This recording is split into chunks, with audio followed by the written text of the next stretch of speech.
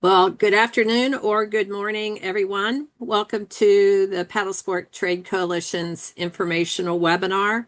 This is the second webinar in a series introducing industry best practices. The previous webinar is posted for review on the PTC website, and we'll be providing those links and giving you some more information on how to access that content within this presentation. Today's webinar is presented by the PTC Best Practices Committee. It is entitled A Gold Standards Deep Dive and Self-Assessment Tool with today's focus on brands and manufacturers. This webinar is open to all interested parties, and we're excited to have you with us today. It looks like we have about 53 people on this presentation. Thank you for joining us. My name is Pamela Dillon. I serve as staff for the Paddlesport Trade Coalition. I'm pleased to serve as your on-air host today for today's webinar with assistance behind the scenes from Kristen Place, your associate representative to the PTC Board of Directors. Kristen is also the publisher of Rapid Media, and Rapid Media is the media sponsor for the Paddlesport Trade Coalition. Before we get started, I wanted to go over a few housekeeping items for those of you who have joined us in previous webinars. These will look very familiar to you. This webinar is being recorded and will be available via a link shared with all who have registered for this webinar. It will also be posted on the PTC website. To safeguard against background noise, all participants will be muted for the duration of the webinar. You probably see a number of folks that are on the webinar. These are the presenters today. But if you are joining, you should be able to access all the chat features and the question and answer type of options.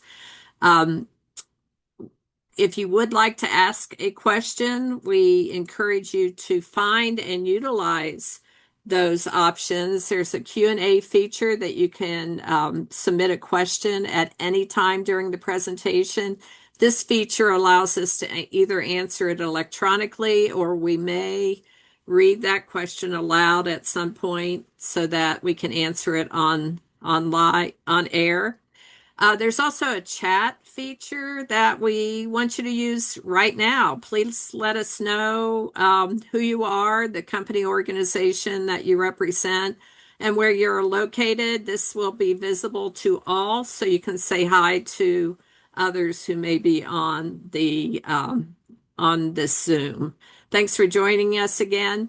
To get us started, I'm very honored to be able to introduce our PTC Board of Directors Chair, Stig Larsson. Stig. Hey, thanks, Pam. Thanks, Pam, Kristen, everyone for joining us here today. Before we get started on this discussion of best practices, I want to share a quick update on the PTC from those who didn't receive my end of the year summary that I sent out in December. 2025, was a kind of defining year for PTC. It was our full second year with our board. And if I would summarize it, I would say it was a year defined by progress, transition, and definitely renewed purpose. That renewed purpose certainly came from feedback from the membership base on what they felt that the PTC should be focusing on. We strengthened our connections with members, expanded our leadership, launched a ton of new initiatives to grow our participation in paddle sports, and laid the groundwork for even more connected and sustainable organization moving forward. None of this would be possible, of course, without everyone here on this call, plus the other 100 members right now, outside of the 60 that are here. That'll be possible without your support, engagement, and belief in what the Paddlesports Trade Coalition represents. Some of the big highlights as well, of course, we strengthened our board by adding 2 additional brand representatives and 2 additional retail representatives. The board today, I would say, is as active and strong as it has ever been. And that board is able to take on some of our strategic initiatives. Some of these include, of course, launching a new website, which is we're almost there. Should be the next 30 days. You'll see a fully integrated website with a member space. It's a lot more intuitive than what you're used to from us. I guess our preliminary one. Discussions are underway for the PTC Collab 2026 version, and the dates and location will be announced soon. Our goal is to have that by end of January, have that locked in and sent out to everybody. Based on the success we had at 2025 Collab in Charlotte, people are very, very excited for this this part of the PTC initiative. Go Paddle Day has been announced June 20th, 2026 will be Go Paddle Day this year, and that's an initiative that was really pushed heavily by a lot of people, a lot of members on what our initiative should be for the PTC, growing our participation. And of course, plans for monthly webinars in 2026, addressing a number of important topics such that are facing industry, such as this one here being presented. So without that said, I'd like to jump right into it. So as a reminder, this topic continues to grow out of discussions from both the PTC Collab 2024 and 2025. And I really hope what is presented today resonates with you and gets your mind working in different and collaborative ways to ensure a stable future in all of our businesses. So I'd like to introduce, without further ado, Patrick Quinney, Chair of the PTC Best Practices Committee, who can then introduce the rest of the presenters for today's webinar. Pat, over to you. Thanks, Stig. Hey, everybody. Welcome to the session today. Really excited to present this to you. The Best Practice Committee has been working hard behind the scenes on a weekly basis, and this is a culmination of some of the work that we've been putting in. I want to start with a poll. So we have 4 identified stakeholders in the industry as defined by the Best Practice Committee. So, Kristen, if you can put the poll up there, the question is, which part of the Paddlesports stakeholder do you primarily identify with? So there's retailer, outfitter, sales rep, community organization, brand/manufacturer. And if you're not listed there, we would love to know what organization you're a part of. So just put it in the chat, and we'll take note of that. So as we are conducting the poll here, I want to take a quick moment to introduce the other presenters on today's webinar. So I'll be joined in the presentation by Brian Boyer, Andrea White, Kevin Racino, Rob Bozen, and Jason Eccles. We've all been working on this presentation, and we're going to be presenting the content here today. So let's start with a quick step back and ground us in why the Best Practice Committee exists in the first place. So the Best Practice Committee was something that started at the last PTC Collab event. At the highest level, the PTC is guided by 3 very clear goals. So grow consumer participation in paddle sports, strengthen our industry, and drive efficient trade practices. The Best Practice Committee essentially exists to support these goals, but in a very practical way. We're not here to create policy. We're not here to enforce rules. Our role is to translate those high-level PTC goals into clear and usable guidelines that brands, retailers, outfitters, reps, and community organizations can actually apply in their day-to-day work. So that's where the gold standards come in. The gold standards are intentionally focused on behavior. They're not about what products you sell, what business model you choose. They're about how we show up for one another as partners, how we set expectations, and how we build collaboration across the ecosystem. What the Best Practice Committee has been working on is on developing a resource database of content that's created by industry peers and centered around these goals and standards. This content is meant to be educational, practical, and help improve your business. On the slide here, you can see a QR code that links to the industry best practices page that is now live on the PTC website. As Stig mentioned, there is a bit of a shift happening in the website. So we've actually paused the content that we're uploading there. We do have a bank going. So once that new website is live, you'll start to see a lot more of that content coming out. But you can scan that QR code and you can see some of the resources that we've created. So there's some educational blog posts on there. You can also find previous presentations that the Best Practice Committee has done. I'll wrap this slide up with just a quick call to action. We are always looking for more contributors and volunteers to join the best practice committee. So if you're interested in helping, in adding your voice and helping steer the best practices for our industry, please put your full name and email in the chat so we can follow up with you. We do definitely need more members from all types of stakeholders, whether that be retailers, outfitters, reps, community organizations, or brands. I encourage you to please step forward and give us a hand here. So without further pontificating on my end, I'm going to turn over to Brian, who's going to get into the content today. Well, thanks, Patrick. So we are building upon the foundation that we've set. Oh, here's the poll from Kristen. So it looks like 46% of us on this call are brand manufacturers, 25% are in the retailer outfitter camp, 10% on the sales rep, 10% on the community organization, and then 8% are in the multiple roles category. So I appreciate everybody who has taken the time to join us. Thank you for doing that here. So we're going to build on the foundation that we set. So when we're thinking about the brand gold standards, they zoom in on something very specific, and it's how brands show up within the ecosystem. And so most of our friction that occurs in our industry, it doesn't come necessarily from bad intent. It comes from uncertainty, whether it's unclear expectations, inconsistent communication, decisions that might make sense internally, but they land different when partners are viewing them from different lenses. And so the brand gold standards exist to reduce that friction. They're not rules, they're not reinforcement tools. They're a shared point of behavior. So how brands communicate, make decisions, and build trust over time. And all of this matters because brand behavior sets the tone. When brands are clear and consistent, then our partners can plan, they can invest, and they can focus on growing participation within paddle sports instead of trying to manage uncertainty. And so this whole system, it's not about doing everything perfectly. It's about being predictable, being principled, and being intentional, especially when decisions get hard. And so that's why these standards matter. And that's what we're going to dive in. We're going to continue unpacking throughout the course of the afternoon here. So on to the next slide here. So the brand's role in the paddle sports ecosystem.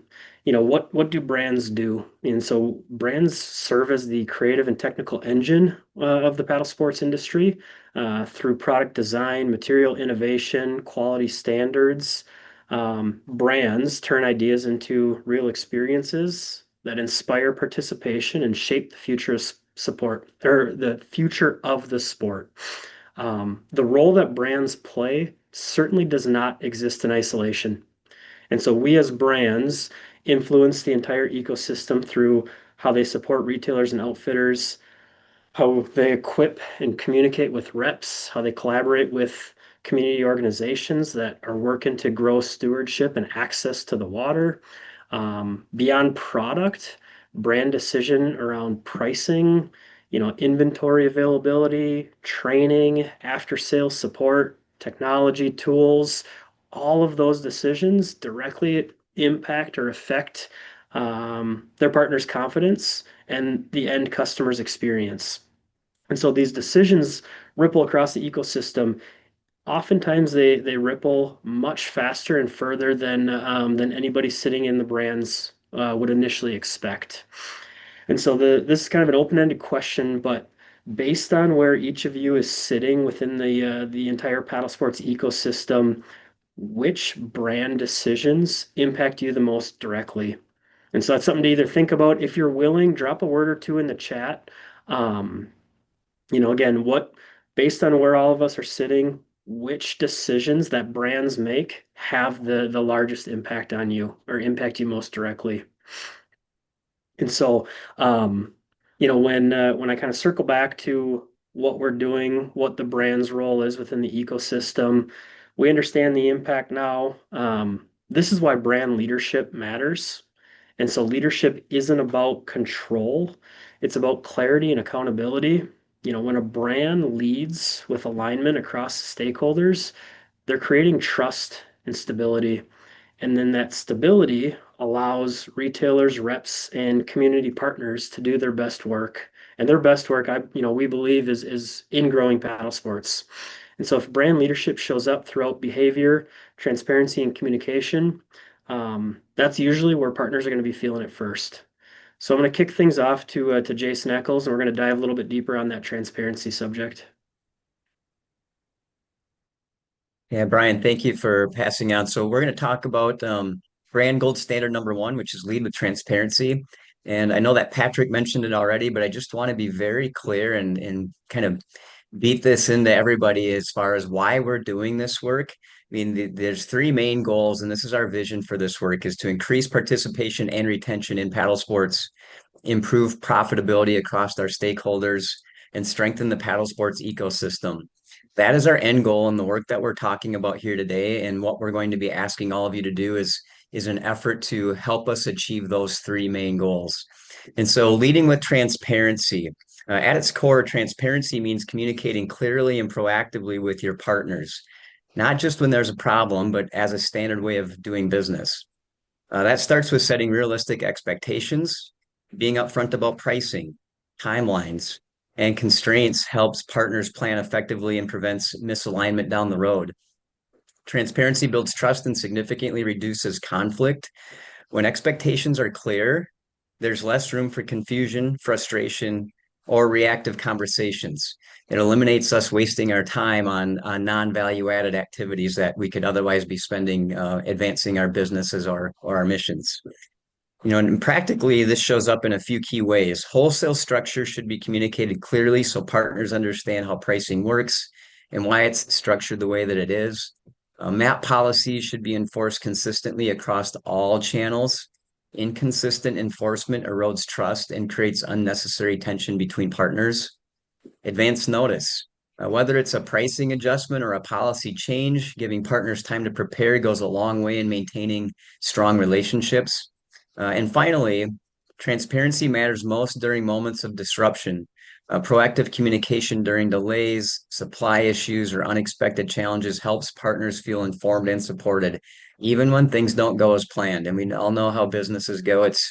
You have plan A, and then, once the first shot's fired, the plan goes out the window. We need to react. So we just need to understand that communication is key when those things happen. And ultimately, transparency isn't just about sharing information, it's about building trust and strengthening partnerships and mitigating avoidable conflict before it starts. And so with that, I'm going to pass it back over to Patrick to talk about the gold standard number two. Great, thanks, Jason. So gold standard number two is act fairly across channels. Now, based on what I'm seeing on the chat here, this is definitely going to be one of the more sensitive, potentially contentious standards. So I want to take a minute to frame this properly.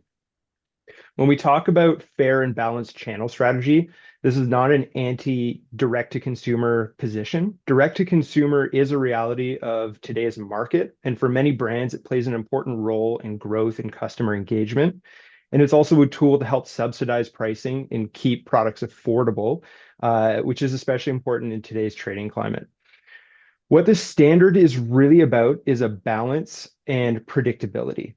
Specialty retail continues to be the primary place where participation is created. Retailers educate consumers, host events, manage inventory risk, and support paddlers long after the sale. When we make channel decisions that undermine that role, even if it's unintentional, the trust erodes quickly. Where the friction tends to show up is not in the existence of multiple channels, but in inconsistency. So unexpected promotions, unclear pricing logic, and even access to programs or lack of communication around channel decisions can create a strain in an otherwise strong partnership. This gold standard encourages brands to step back and ask a simple question. Are your channel decisions supporting long-term ecosystem health, or are they optimizing a short-term win? Fair doesn't mean identical treatment. It means principled, transparent decisions that partners can understand and plan around. When brands get this right, collaboration improves, confidence increases, and everyone is in a better position to grow the participation together. So with that, we're going to do another poll here. So Kristen, if you can cue that up, where do you see the most friction today between brands and retail? Pricing and promotion, channel conflict, D2C, communication and expectation, inventory and availability, or it varies by brand? Give everyone 30 seconds to submit an answer there. And the next slide will be presented by Rob Bozen to unpack our third gold standard. But before we jump in there, let's see what the results of that poll are. Patrick, let's just give it 10 more seconds for people. I've got 60% of people have voted.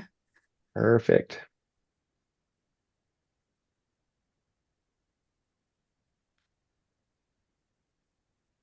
Okay, and results coming.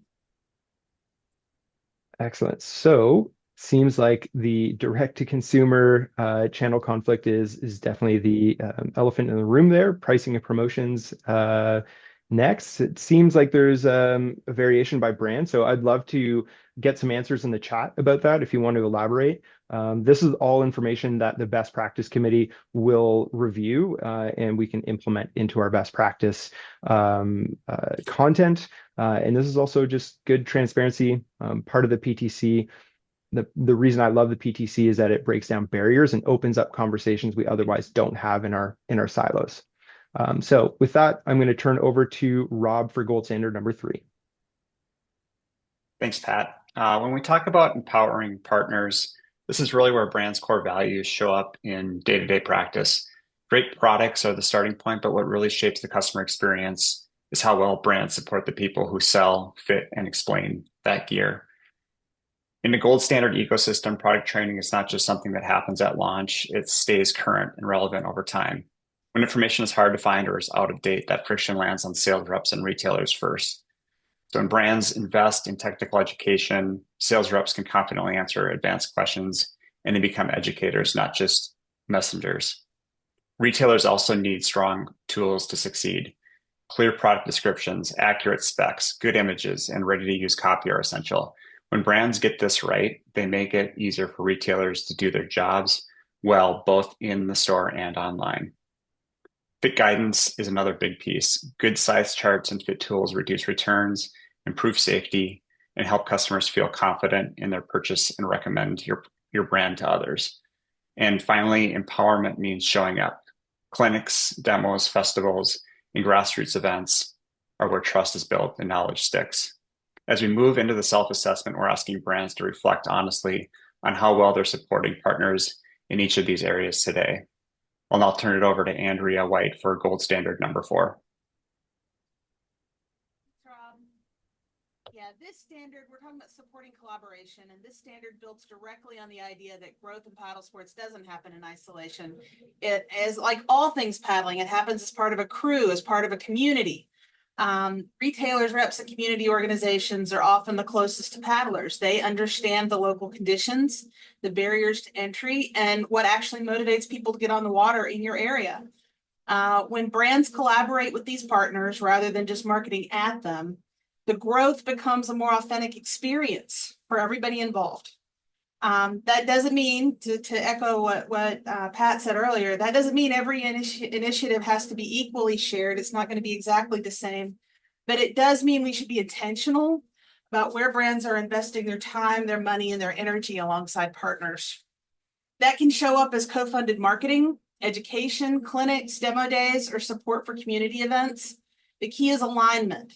Are we aligned with our shared goals, with our shared intent, and with clear communication? When brands treat collaboration as a growth strategy rather than a nice to have, the result is stronger relationships, better reach, and more durable consumer participation across the ecosystem. Kristen, I think we've got a poll question here to ask folks, where do you see the most potential for that collaborative growth that we're talking about, to just not do everything the way we've always done it before, but to actually collaborate and find new opportunities?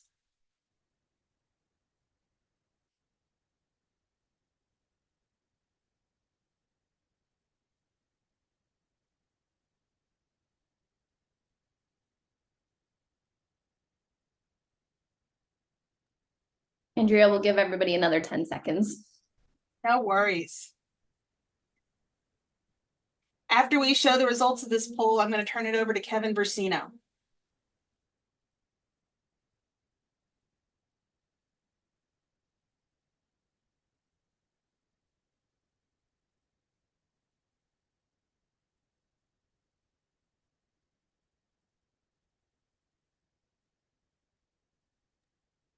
Andrea, are you seeing the results there? I do. Yeah, it looks like Perfect. we've got roughly the same number of folks talking about in-store events and demos or content and storytelling. We got community partnerships next, and then education and clinics. With a healthy 8% saying we're not sure, which I'm going to take to mean we're open to conversation. That's awesome. Kevin, take it away. Thanks, Andrea. This final brand standard is really about credibility. Stuff goes wrong, and how people react to it oftentimes will dictate how you view that relationship. No brand gets everything right all the time. No person gets everything right all the time. No store gets everything right all the time. Markets change, supply chains shift. Plans don't always go the way we expect them to. Plan A becomes Plan Z by 12 o'clock, for example. What matters most in these moments is how brands respond. Accountability starts with owning decisions and outcomes, especially when things don't go as planned. Avoiding issues or deflecting responsibility is often what damages trust, not the original problem itself. Admit something happened, find the best fair solution that works for both parties, and move on. Flexibility is the natural extension of that accountability. Being willing to listen to partners, take feedback seriously, and adjust programs when something isn't working goes a long way towards maintaining strong relationships. And finally, continuous improvement is about mindset. The ecosystem is evolving, and strong brands evolve with it. They treat feedback as input, not criticism, and they view change as an opportunity to strengthen alignment rather than as a threat. When brands lead with accountability and adaptability, trust deepens, and trust is what allows partnerships to endure over the long term. Kristen, I believe we have one more final poll. When things go off plan, what matters most to partners?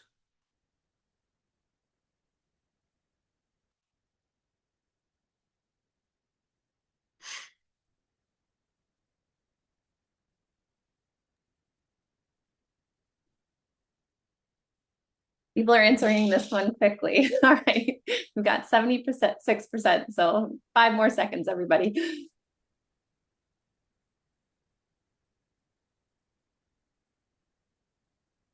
Okay, here are the results, Kevin.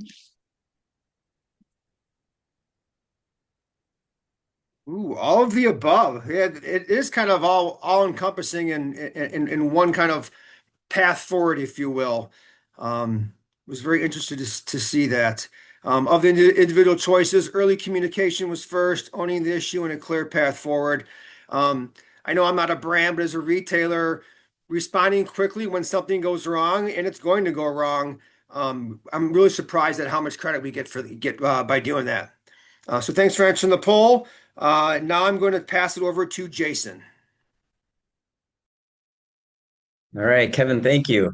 So now let's get to kind of the meat of what we're talking about today, which is the brand self-assessment tool. What's its purpose and why are we using it?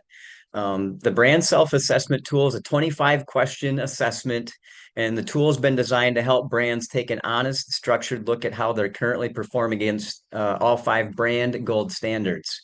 The assessment is intended to help highlight both strengths and gaps. It's just as valuable to understand where you're performing well as it is to identify areas where there may be room to improve. It's important to note that this tool is designed for reflection, not scoring. There's no pass or fail here, and it's not meant to be used as a grading exercise. The real value comes from being candid about where you're at today. We strongly recommend completing this assessment internally with cross-functional teams. Involving perspectives from sales, marketing, operations, and leadership helps ensure a more accurate and well-rounded view of performance. And I'm going to challenge all of the brands on this webinar today to complete this self-assessment with your internal teams within the next 2 to 3 weeks. Get yourselves rolling for this year and be thinking about how we can improve as 2026 rolls on. So as you work through it, the focus should be on your current reality, not where you aspire to be. Being honest about today's state is what allows the tool to drive meaningful action. And on the page here, you'll see a QR code. This QR code links to goes directly to the page where you can access an interactive assessment, or you can download a PDF of the assessment itself. And if Pam gets a chance here, I think she'll pop it up so we get a chance to see it. And there it is. Maybe hard to see, and it's not fancy. We're not intending it to be fancy or intending it to be functional, but we have 5 questions in each of the 5 gold standards, and we're asking you to grade yourself or assess yourself on a score of 1 to 5, with the criteria being at top. And again, do this with a cross-functional team. Brian will be sharing here shortly our experience here at Aquabound and Bending Branches. But the call to action that we have, and Pam, thank you for sharing that. I'll pull this off here. But the call to action, the goal at the end of the assessment isn't to fix everything at once. Instead, we encourage brands to identify 2 to 3 priority to focus on for the 2026 year season, where targeted action can be taken, making the biggest impact. And when used in this way, the self-assessment becomes a practical starting point, helping brands move from awareness to intentional, focused improvement aligned with the gold standards. Second call to action. So there's a number of brands who aren't on the call today for a number of reasons, and I implore the retailers, reps, and community organizers to inquire with your brand partners about completing the self-assessment. Our industry ecosystem improves more quickly with broader awareness and participation. So again, this assessment can be found through that QR code. It'll take you to the Paddlesports Trade Coalition webpage and the best practices tab. And so you can find an interactive assessment there at that page and a downloadable PDF. So now I'm going to turn it over to Brian Boye to share one brand's experience in completing the self-assessment. Cool. Thanks, Jason. So, as Jason kind of mentioned, at Bending Branches Aquabound, we were fortunate enough to be the guinea pig. And so we were able to kind of test this self-assessment out before we launched, before we went live. So we've worked out a couple of the, made some tweaks, made some kinks based on our feedback. But what we want to do here is we want to share some of our observations, not as a case study or a model or a, hey, look at us, but simply to provide some additional context. And so one of the very first things we noticed was that the headers don't always tell the full story. And so when you look at that PDF version of the self-assessment, at first glance, some of the gold standards, some of the headers felt super familiar, even like things that we would have assumed that we were doing really, really well already. But once we slowed down and actually read the questions underneath, the conversations changed or shifted. And again, that's not good or bad.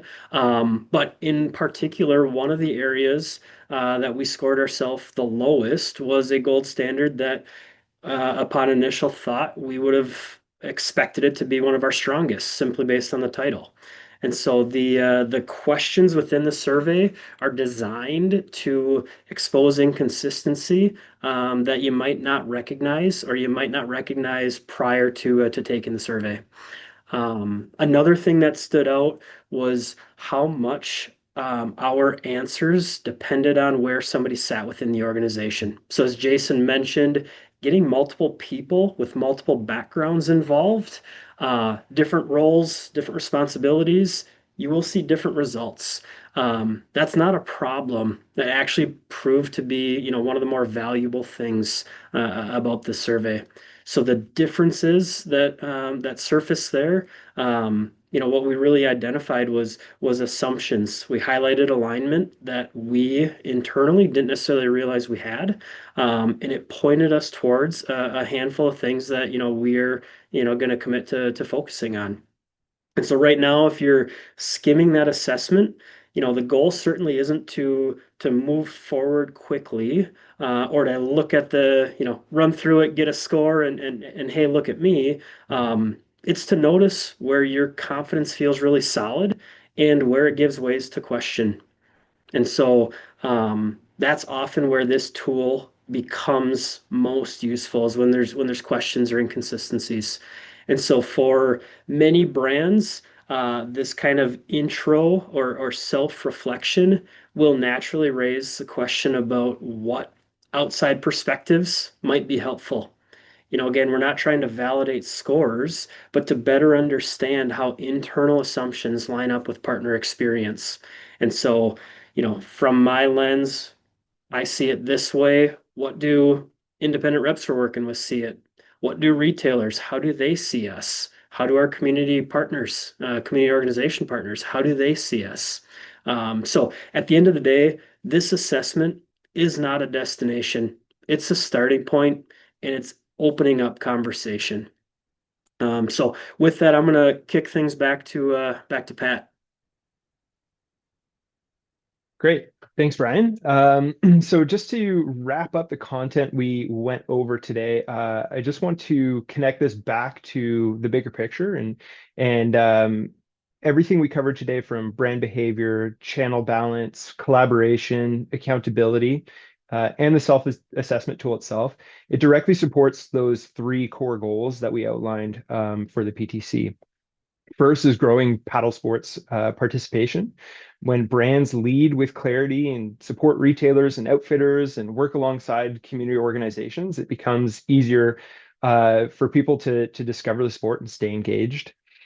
Second is strengthening our industry. Clear expectations and fair partnerships build trust across the different stakeholders, and that trust is really what creates that long-term stability that our industry needs.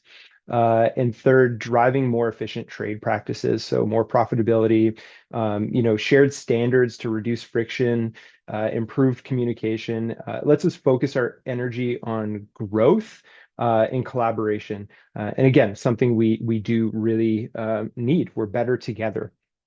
So the brand gold standards are designed to support those three goals, not as a rule book, but as shared framework as to how we can engage with each other.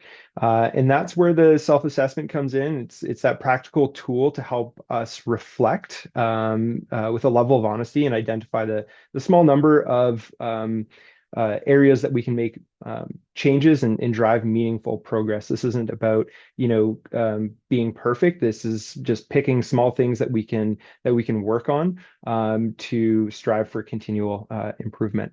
I want to do two calls to action here. So the first call to action is pretty simple. It's take that brand self-assessment. So if you're a brand, if you're a manufacturer, take that brand self-assessment.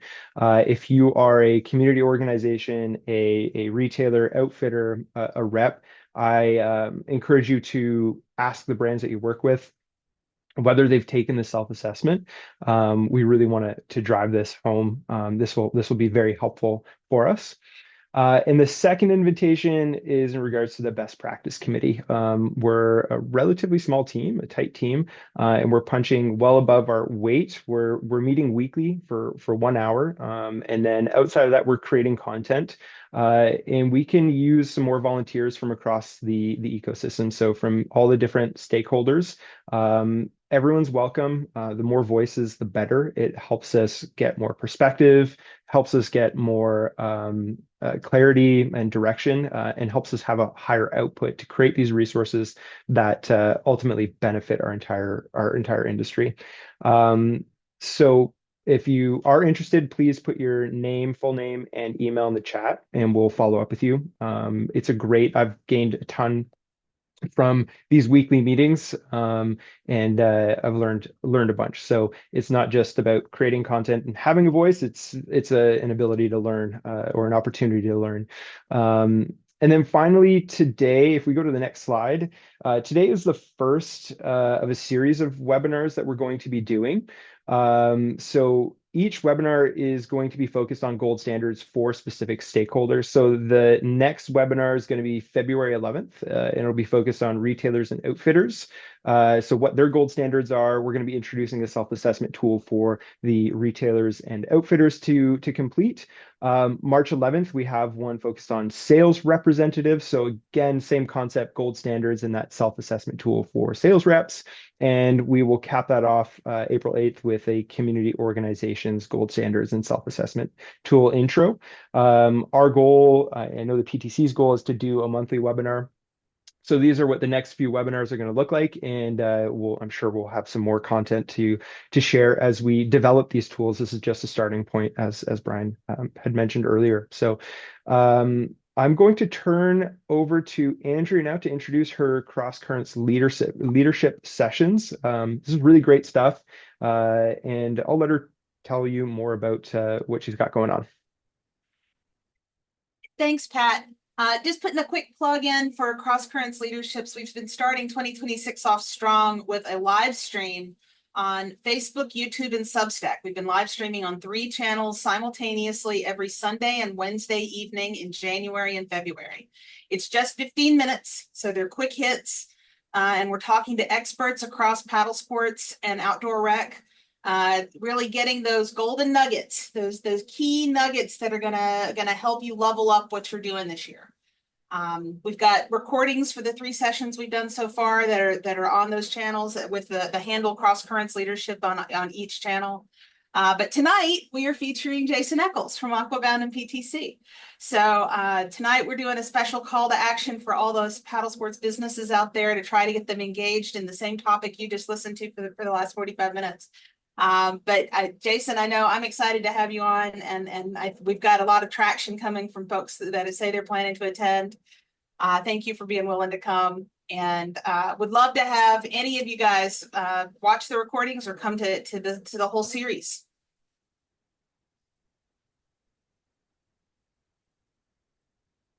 Well, I just want to say thank you. Thank you for we had 65 people, I believe, on at the end of the Zoom. So I appreciate all of you not only joining, but hanging in there to the end. That means a lot. Feel free to contact us at info@paddlesporttradecoalition.org if you have questions or you want to provide some additional feedback or input. We really appreciate everybody who is responding to the call of action to join the Best Practices Committee. We're capturing those from the chat, and we'll be getting in touch with you for this effort. As a reminder, this webinar is being recorded. It will be posted as soon as possible on the PTC website. So please feel free to share the link with those that are interested. Feel free to send this around, let your coworkers take a look at it, and maybe have them view this prior to joining together to complete that assessment. And also put those other dates for the webinars on your calendars. We'll be getting calendar invites and other information out to you as well as that.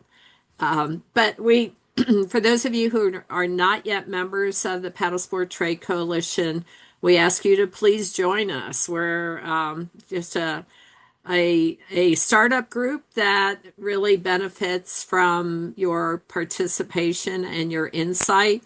We're doing this for all of you to strengthen the paddle sport community. And with your new and continued support, great things can be addressed on behalf of the industry. Visit our website, look for the join link, or you can use this QR code that is on the screen.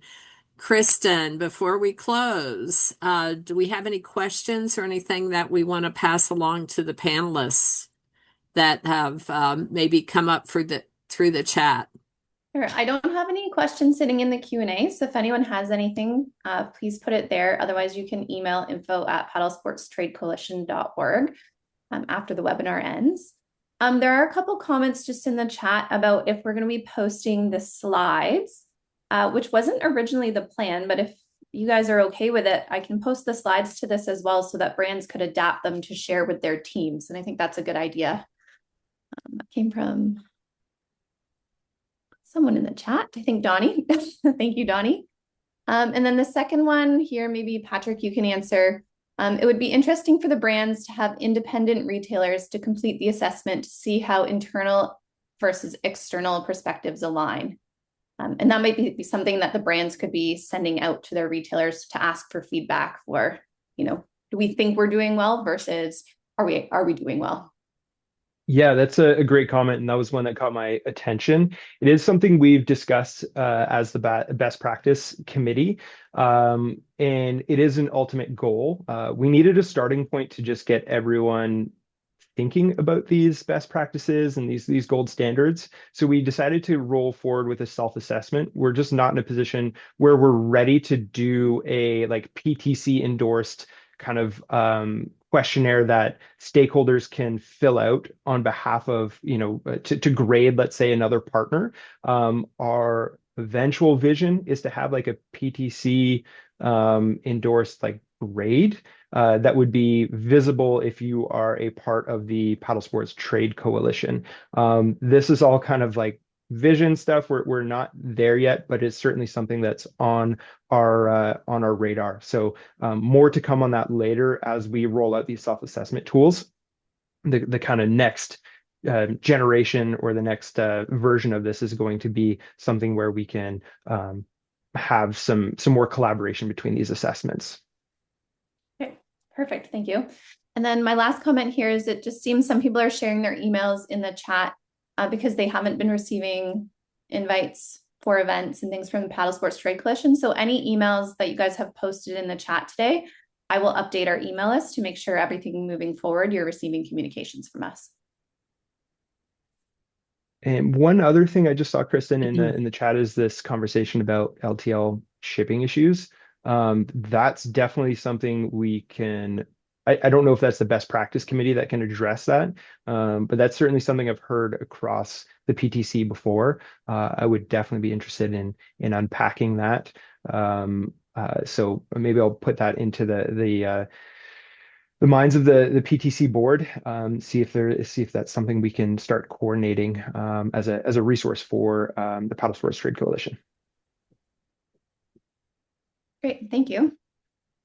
Please raise your hand if you have any other questions or comments before we conclude the webinar. And you can raise your hand at that little react button that's at the bottom, should be at the bottom of your screen. Okay, Donnie has a question for Andrea of how do we join the Cross Currents Leadership event tonight at 7? Yes, it's a live stream. So you pick which venue you like best. If you're a Facebook person, a Substack person, or a YouTube person, you look up at Cross Currents Leadership on that venue, and we will start at 7 o'clock Eastern. Within a few minutes of when we finish, the recording will also be posted on the same channel.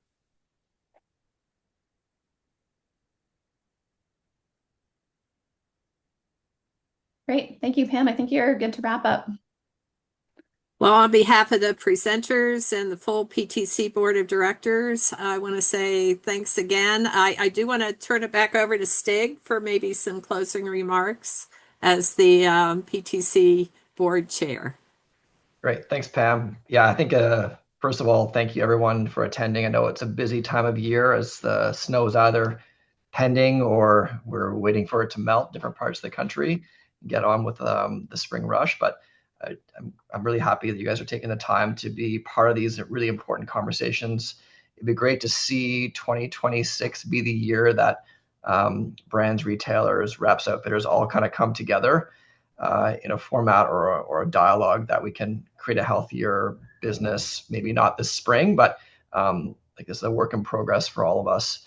But it'd be great to see 2027, this webinar being highlighting the successes of what we all accomplished in 2026. So thanks again for being on the call. Thanks again for participating. And of course, thanks so much for this committee that putting this together. It's a huge lift, and I'm really proud to see you guys and girls working so hard on this. So thank you everybody for attending.